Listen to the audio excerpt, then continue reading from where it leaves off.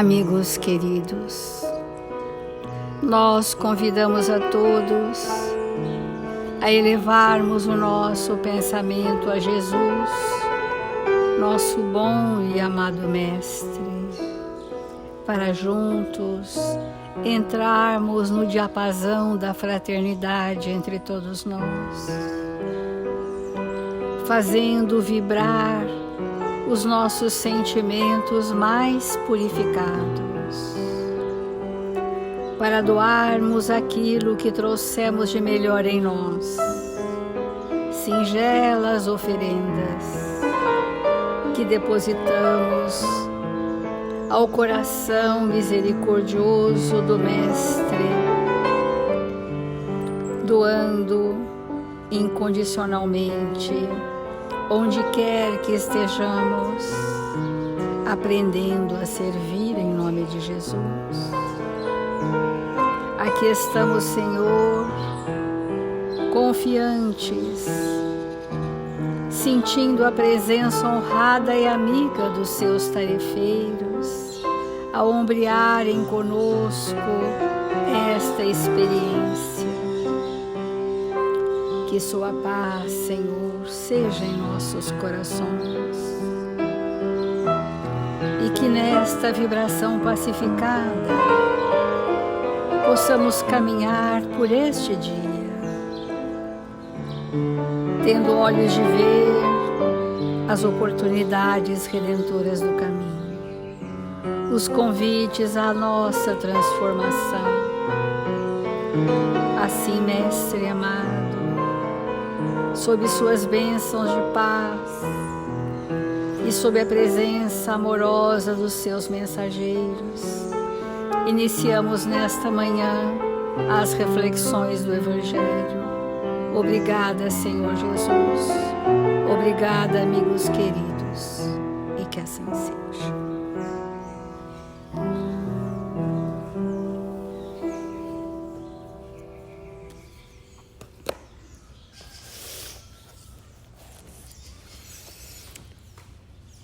Do capítulo A Fé Transporta Montanhas, o item 3, segundo parágrafo, diz assim: a fé sincera e verdadeira é sempre calma. Dá a paciência que sabe esperar, porque tendo seu ponto de apoio na inteligência e na compreensão das coisas, está certa de chegar. A fé incerta sente a sua própria fraqueza quando está estimulada pelo interesse, torna-se colérica e crê suprir a força pela violência. A calma na luta é sempre um sinal de força e de confiança. A violência, ao contrário, é uma prova de fraqueza e dúvida de si mesmo. A fé sincera é calma, paciente e traz para o espírito uma alargada compreensão sobre quem sou e quais são as oportunidades que eu estou recebendo para que essa fé seja estruturada no meu íntimo, trazendo, entre outros grandes valores, a pacificação do espírito. Nós sabemos que não há evolução solitária, que o espírito, para evoluir, ele necessita de conviver para aprender a se relacionar com uma diversidade enorme de personalidades. Espíritos com características diversificadas, porque é neste exercício que ele vai expandir a sua fé no que se refere à confiança de que naquele relacionamento eu estou desenvolvendo os meus sentimentos. Isso nos fortalece sobremaneira.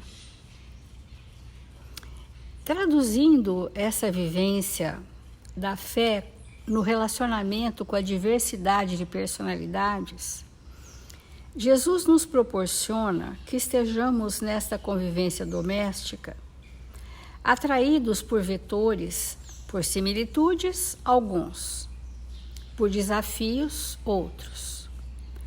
Parece incrível nós dizermos essa afirmação de que nós muitas vezes temos mais dificuldades de nos relacionar com aqueles que nos são semelhantes e não percebemos. Porque há um espelhamento no relacionamento. E aquilo que eu não estou suportando naquele filho, naquela esposa, naquele marido, muitas vezes são projeções daquilo que também sou, mas estou cega para mim. E faço todo um confronto com aquele, naquilo que ele traz de grandes semelhanças. Muitas vezes, um espírito diferente em casa, ele pode trazer para nós grandes exemplos. Admiração, respeito, por trazer construções felizes que nos acalmam e nos pacificam. Vamos compreender isso no ambiente familiar, onde queremos construir na família um lar, que são as vinculações dos sentimentos que fazemos no contexto em que vivemos. Diz assim Jesus: e em qualquer casa onde entrares, dizei antes, paz seja nesta casa. Quando adentramos o limiar de um lar de alguém, nós precisamos desejar paz àquela família. Mas essa paz familiar precisa ser uma construção deles. E Emmanuel, no Palavras de Vida Eterna, traz essa lição Paz em Casa, que a gente gostaria de dividir alguns trechos conosco. Eis porque nos recomenda Jesus, venhamos a dizer, antes de tudo, ao entrarmos numa casa, paz seja nessa casa. A lição exprime vigoroso apelo à tolerância e ao entendimento. Então, nós estamos refletindo já há alguns dias sobre quais são os valores morais que no meu lar eu vim para desenvolver. Hoje, nós estamos falando da tolerância, do entendimento. A tolerância é uma flexibilidade ligada à compreensão. Só é tolerante quem compreendeu o tempo evolutivo do outro. Então, ele tem uma plasticidade, uma grande flexibilidade para profundamente compreender. E essa tolerância, ela é uma expressão do entendimento do tempo evolutivo daquele espírito. É muito importante nós desenvolvermos a tolerância, que é diferente de suportar. Suportar é aquilo que contrariadamente eu deixo como está. Tolerar não, é uma construção. E ela sempre está ligada ao entendimento, como diz Emmanuel.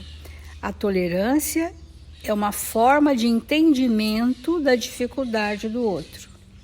Quem não tem entendimento da dificuldade do outro fica rígido, fica intolerante, intransigente, que é uma forma da rigidez da personalidade.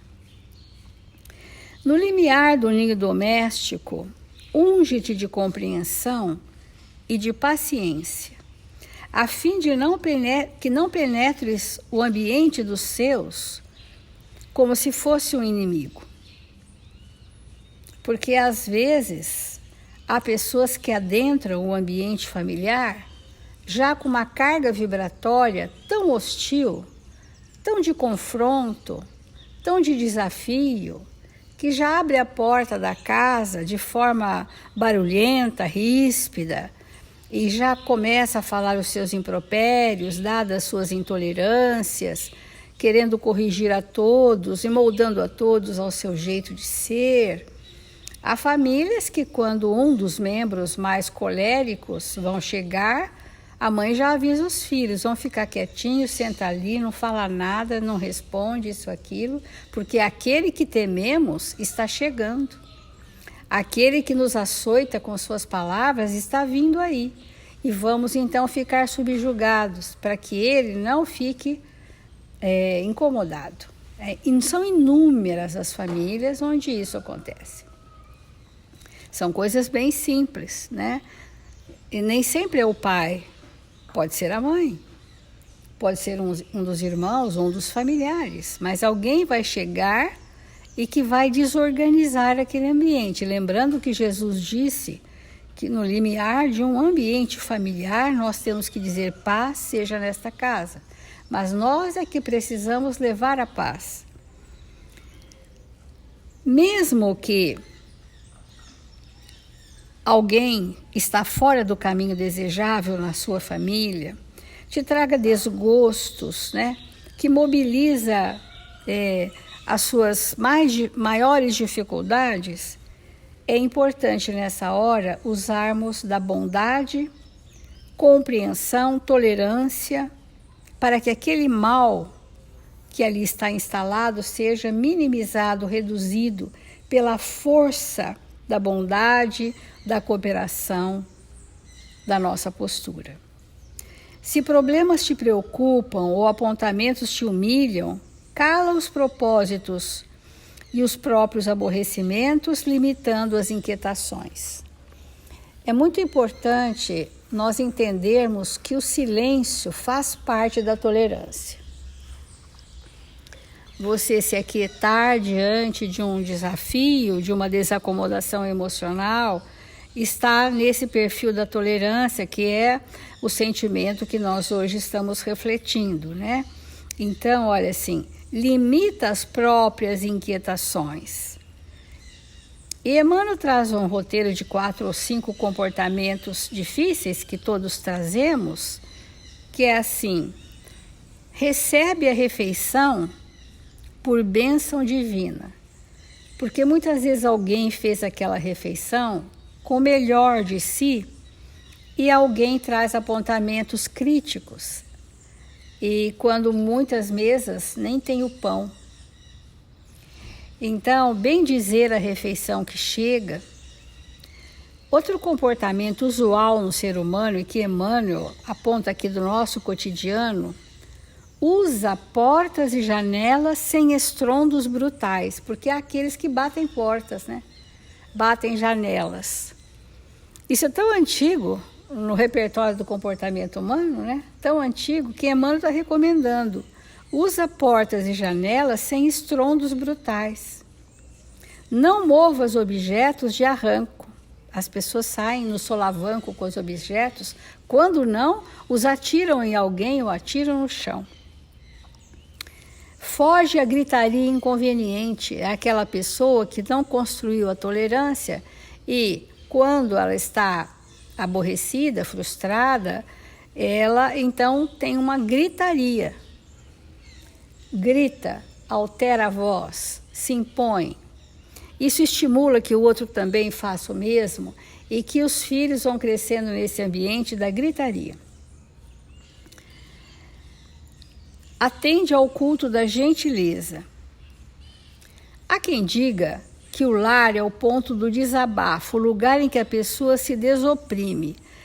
Mas se a pessoa usar o lar para jogar o pior de si ali, ela está deixando de fazer o processo da educação dos seus impulsos. Reconhecemos que sim, que podemos desabafar em nosso lar, diz Emmanuel, mas isso não é razão para que ele se torne uma praça onde a criatura se animalize, um palco de selvageria. Então, pacifiquemos nossa área individual para que a área dos outros se pacifique. Todos anelamos a paz do mundo, no entanto, é imperioso não esquecer que a paz começa no nosso mundo íntimo, que a paz, ela advém de uma calma estruturada pela fé. é uma consciência ajustada com seus deveres morais para aquela encarnação. Esse é o estado de pacificação do espírito.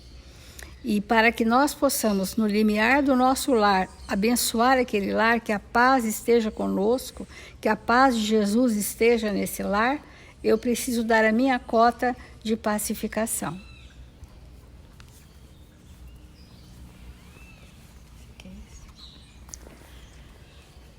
Tudo isso que a Célia está falando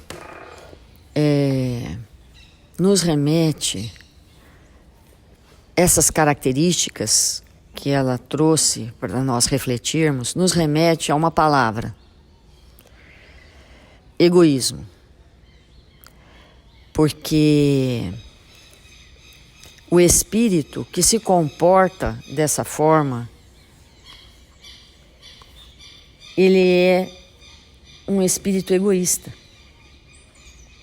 porque ele não se importa com o que o outro está sentindo, com as suas atitudes destrambelhadas. Então, assim, é muito importante nós identificarmos mesmo, dar um nome para a causa daquilo que nós estamos vendo. Porque se a gente não sabe a causa, como nós vamos atuar efetivamente para auxiliar o espírito? Como? Então,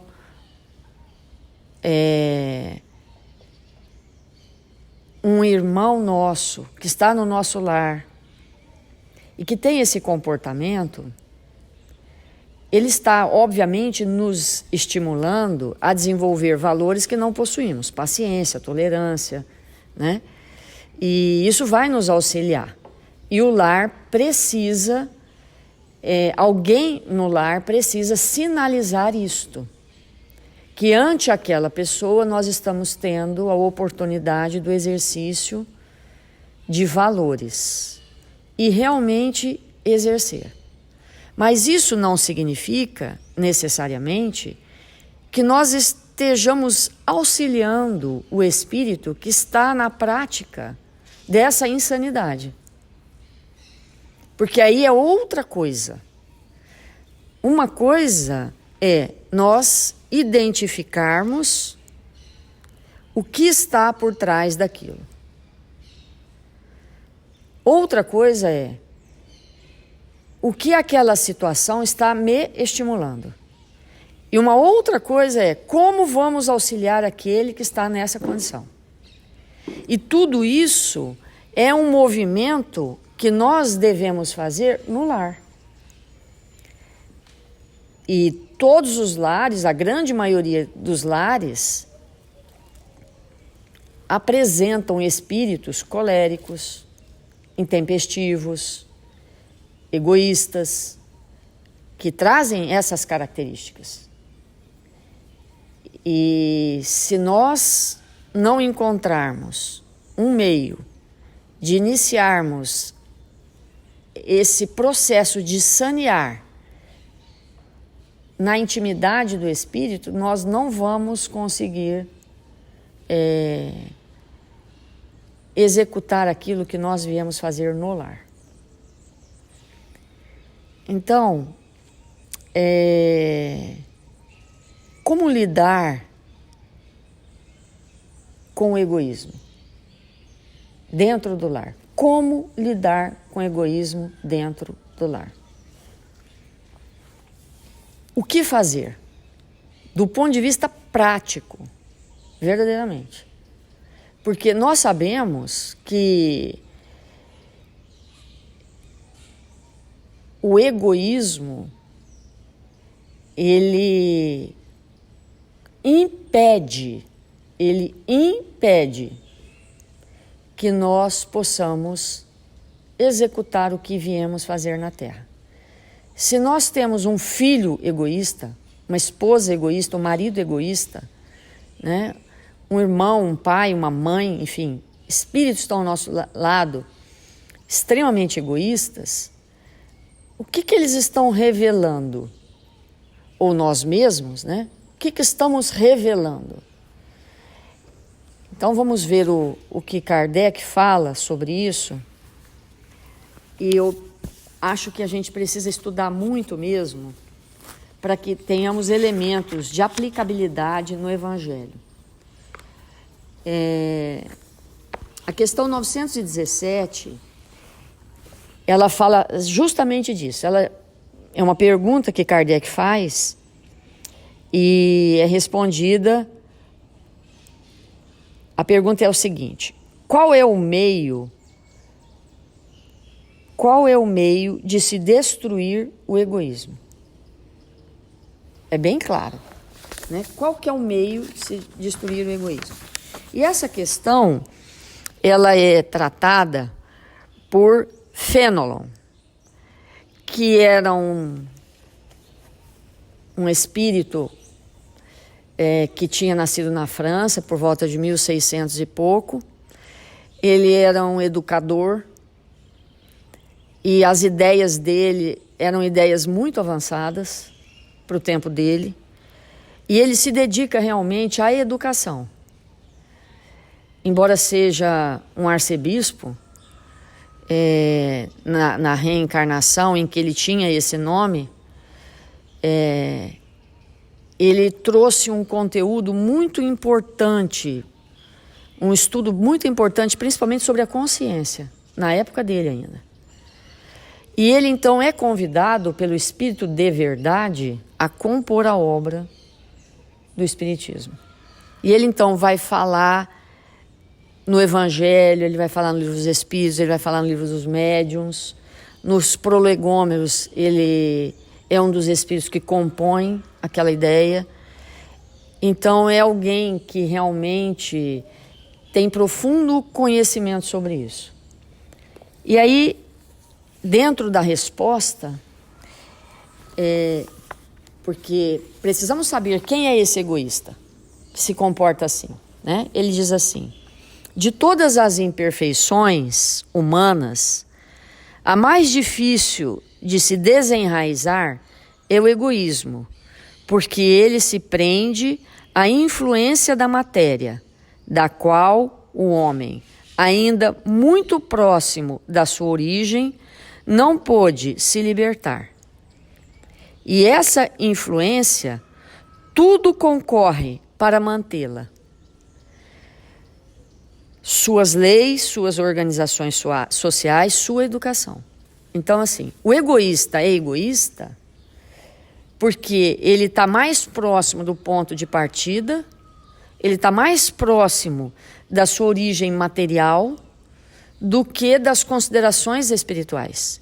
Então, esse espírito, para ele sair dessa condição espiritual de egoísmo profundo, ele precisa de um ambiente espiritual. Ele precisa de um lar onde ele ouve aqui e ali, de manhã, às vezes à tarde, à noite, num comentário, no outro, entre os pais, quando a questão é o filho, entre aqueles que têm uma condição melhor, ele precisa ouvir dentro do lar conversas, diálogos espiritualizados, para que aquele ambiente possa ser um estímulo ao abandono de ideias muito perniciosas que promovem esse profundo egoísmo. Então, é necessário que esse ambiente crie, que é o lar, crie situações favoráveis para que o espírito fique imerso em conteúdos contrários àquilo que ele trouxe no seu coração. Então vamos perguntar, se o nosso lar, se esses espíritos, quando são filhos, se eles chegam, por exemplo, na cozinha e veem os pais conversando de assuntos que os impressionam, que eles param para ouvir. Se eles vão levar isso na memória, Eu ouvi o meu pai e a minha mãe conversando de assuntos edificantes. E aquilo mexia comigo, embora eu não conseguisse absorver na proporção que eu deveria. Quando é esposo, né, criar ambientes não apenas de proteção, aqueles arroubos de violência, mas criar momentos em que o espírito tem a oportunidade de chegar em determinados momentos no lar e absorver conteúdos elevados. O papel, né, a função do lar nesse sentido. Porque, obviamente, se ele vai absorver ou não, é problema dele. Ele vai ter que assumir a consequência dos seus atos. Mas nós devemos oferecer. Então, ele vai colocar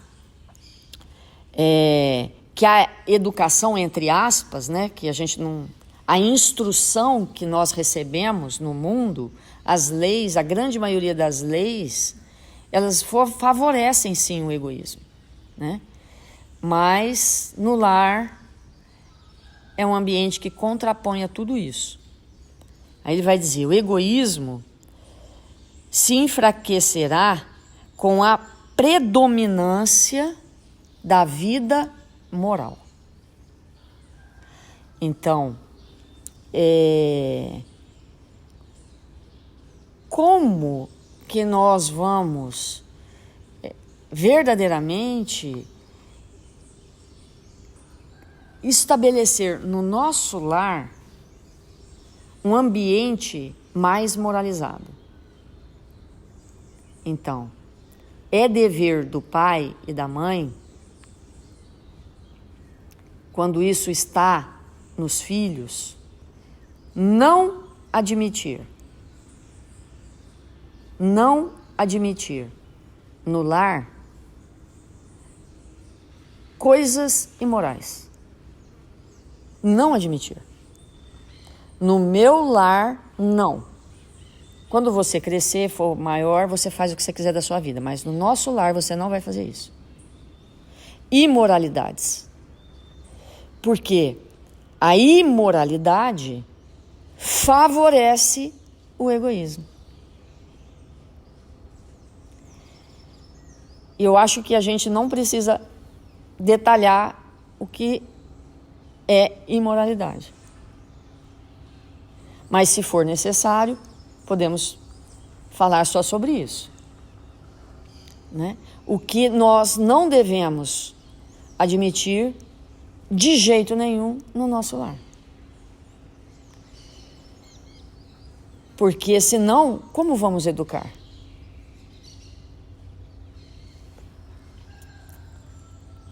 E aí ele continua.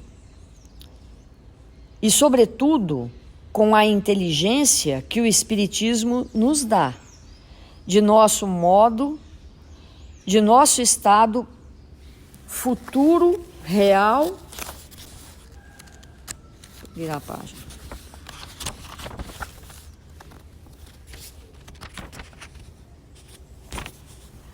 Não desnaturando pelas ficções alegóricas. O Espiritismo bem compreendido, quando estiver identificado com os costumes e as crenças, transformará os hábitos, os usos e as relações sociais. Então, como que nós vamos combater o egoísmo? Transformando hábitos. Se nós não tivermos uma estratégia para transformar hábitos,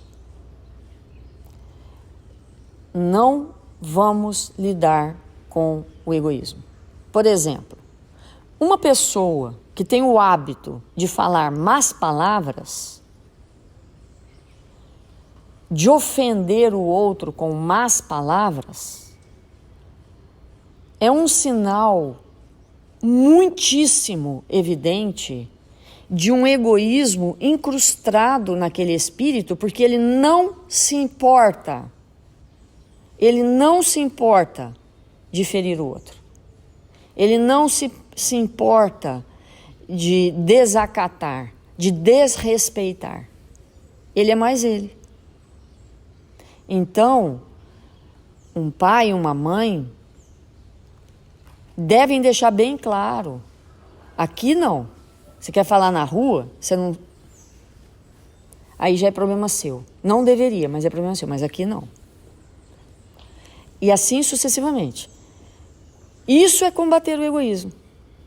Parece que não, né? Parece que não. Só que é. Porque no instante em que eu começo a mudar os meus hábitos, na hora que eu me desentendo com alguém, e eu não tenho mais o hábito de lançar sobre as pessoas as más palavras, como eu vou agir? Como vai ser o meu comportamento? Eu vou me silenciar. Eu vou orar. Eu vou procurar entender. Eu vou pensar no outro e em mim mesmo. Então, esse movimento ele é muito importante para nós. Nós vamos continuar seguindo um pouco sobre isso, porque é de uma importância capital para nós. Mergulharmos no pensamento de alguém que já experienciou a libertação do egoísmo. Vamos fazer a prece.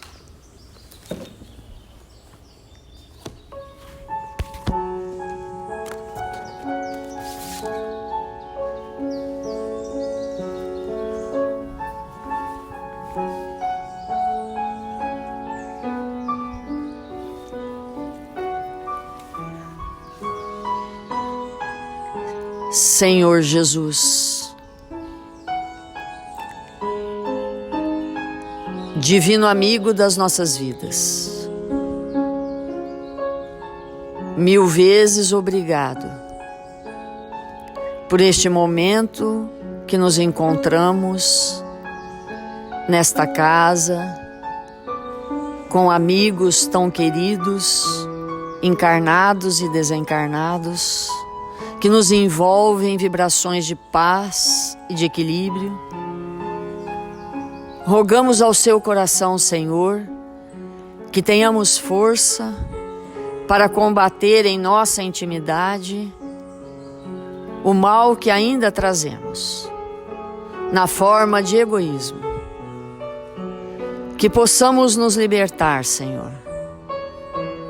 Que possamos, nesses momentos tão importantes da humanidade, exemplificar o que temos aprendido. Abençoa-nos, Senhor, o propósito mais íntimo de nos tornarmos instrumentos melhores em Suas mãos. Aonde quer que estejamos, possamos oferecer do que temos aprendido.